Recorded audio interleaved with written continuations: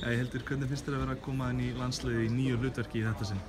Það bara mjög skemmtilegt að fá tækifæri til að koma inn í þjálfarateymi hjá A-landsliðinu og kynnast þeirri hlið af landsliðsmálum og þannig að ég bara spennt fyrir þessu hlutverki.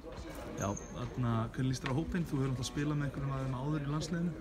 Já, það eru nokkrar þarna sem ég hef spilað með og eru þar með reynslu mestu leikmenni myndi ég segja núna. Þannig að þær eru komna núna með yngri leikmenn sem hafa komið inn núna á síðastliðna ári. Þannig að þetta er bara góð blanda af reynslu miklum og aðeins reynslu minni leikmennum. Hverju myndir þú segja að veru mestu styrkleikar liðsins? Ég myndi telja að þær þekkjast allar mjög vel, hafa spilað lengi saman í jafnvel unglingalandsliðum eða eru að spila oft á móti hvor annarri, þannig að það þekkja hvor aðra vel, þannig að það ætti ekki vera mikið mála að púsla þessu saman og þannig að það nái allar að leggja sig fram 100% í þau verkefni sem við eigum eftir. Já, hvernig líst þér á, hefur eitthvað pælt í hinum liðunum í riðlinum? Ég veit að þetta er mjög sterk lið hérna sem við erum að fara að mæta núna í nóvember.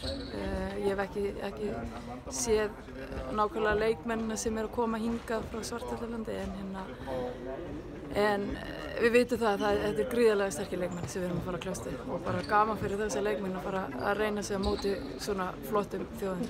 Takk fyrir þetta. Takk.